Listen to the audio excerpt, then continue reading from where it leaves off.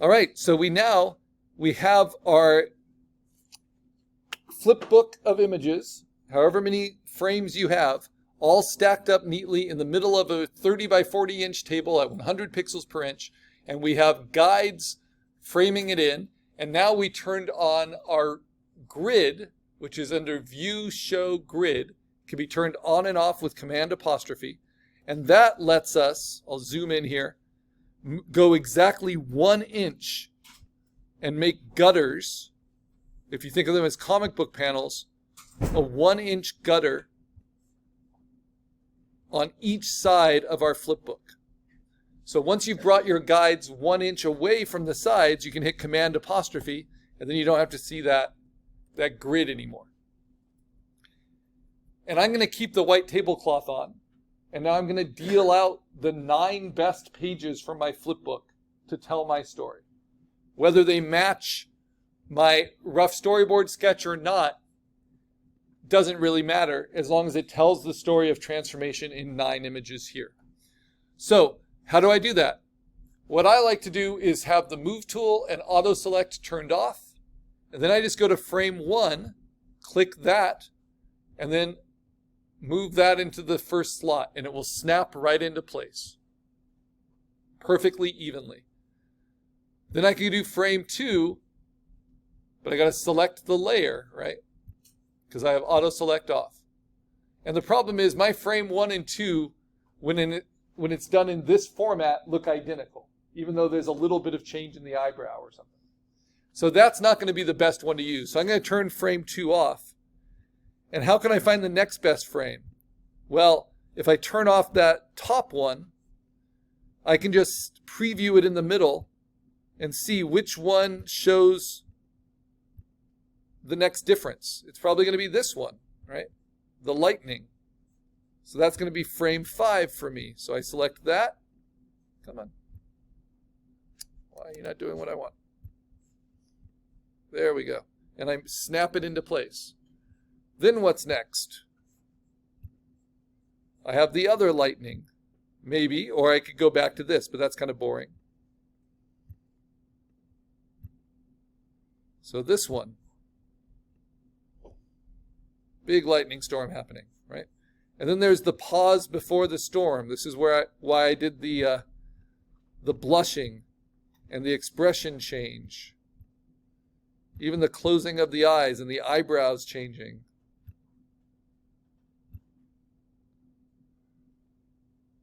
Like that, right? And so I'm going to use this one maybe. And I say maybe because you can always change your mind. You have every page of your flip book at your disposal.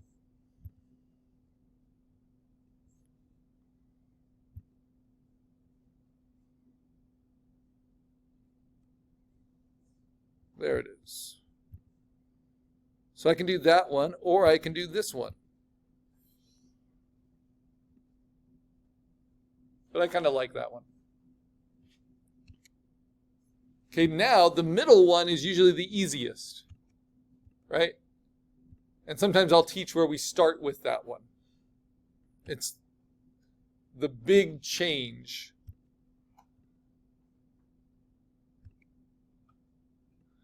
And I'm going to use that one, I think. Okay? And then what comes after that? Maybe this one. Whoops, I got to be on the right layer though. But these guides really help everything to kind of snap into place and be perfectly clean.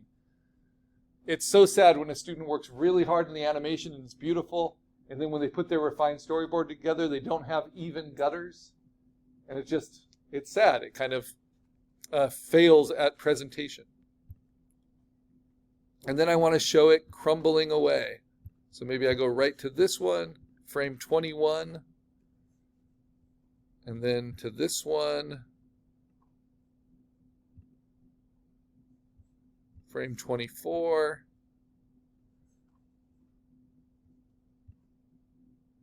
and then to this one.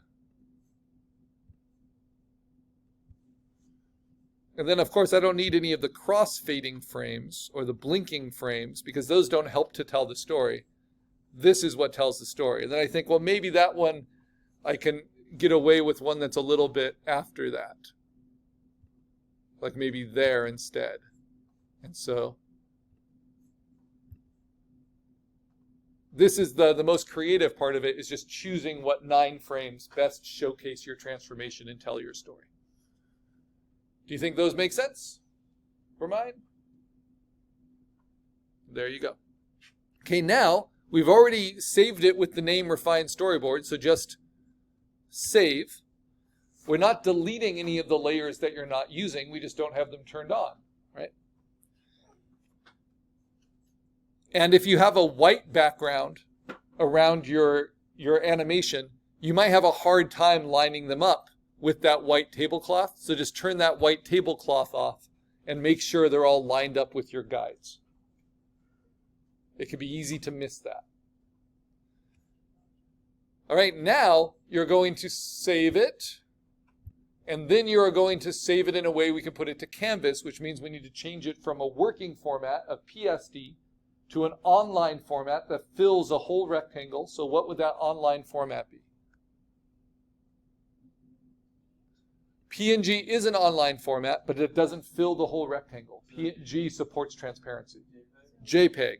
So when you can do JPEG, you should do JPEG because it gives you the most flexibility in terms of the amount of memory it takes. Yeah, the guides are not pixels. The guides are only within the working program, so they will not show in the JPEG. Yeah, you don't need to turn the guides. Same with the grid. They're all just helpful layout tools. But I would save it with the guides on even for your PSD, so they're there when you open it, so you don't have to remember to turn them on. So this is what the JPEG gives you that PNG doesn't. It allows you to change your file size here. And I want it to be just under 5 megabytes, so I'm going to make it a quality of 11. All right, then we can close it. And now all that's left to do is to put this up to canvas. So I scroll down, and I'm going to add my third requirement now. This has been our longest assignment so far.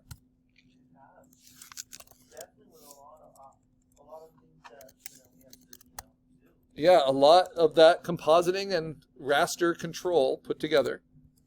So that's time-based media. So this is going to be called your Refined Storyboard. And it's already sized for printing for the midterm if you wanted to use it as one of your 3. So I take the JPEG, I like to mark my online ones as orange, and I drag it in. Now make sure you also have the PSD, so if you wanted to make changes to it, you could, of your Refined Storyboard. And then shrink it, because there's a lot of empty white space in that, so don't let that take over canvas. So we save as copy? Yes, save as copy. It's like export out of Photopea, and then choose JPEG. All right. I'm going to show you one more thing that's an advantage of Photoshop. If you open up your stage with Photoshop, this is optional, but the problem with GIF animations is they're limited to 256 pixel colors, right? And we just spent a lot of time with millions of colors making our animation. So if you go to your window and timeline, this is before we made them into frames, right? Though it would work when they're frames as well. This has a lot more definition and contrast and gradation and colors than the GIF version does. So if I want to make a movie version of this, this is what I do. I click on the bottom lower left corner of the timeline window to convert it from frame by frame animation, which is how we designed it, to a video timeline. Video timeline is how you would edit video footage. And this allows us, it will play the exact same way. But this gives you a lot more kind of specific timing. So this is for syncing up to audio, things like that. And you can, if you like Premiere and you like video editing, you'll understand these tools. But what's nice about this is now we click on those timeline window options, and now these are all different, and we can render the video. And this will give us an MP4 video. I'm going to just put Zeus in there.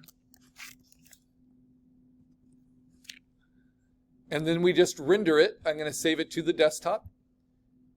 This will just take a tiny bit longer than saving your GIF, but the difference will be this is now a video file that could be put up to YouTube, or it could be played on social media like Instagram. And on social media or TikTok, it will automatically loop, right? So to preview it, we're going to open it not with a web browser, it doesn't even give us that option, but on Macs, we just use QuickTime as the video player. And then you can set it under View Options to loop, otherwise it will only play through once. I can make it full screen, and you'll see that this has better quality than your GIF animation. So if you're showing a time-based piece of digital media for a gallery show or to a client for a presentation, this would be the format I would recommend. Right? GIFs are just easy for online presentation. Yes? And that MP4 can be taken into iMovie or Premiere or free browser-based video editing, and you could add, soundtrack stuff to it. So I could have lightning strikes, and I can get those from Pixabay as sound effects. So that's just a file you can keep for yourself and keep in your folder. And I mark that, it's kind of a special file, I mark it as purple. Okay, let me go around and help you guys with that. That is your refined storyboard.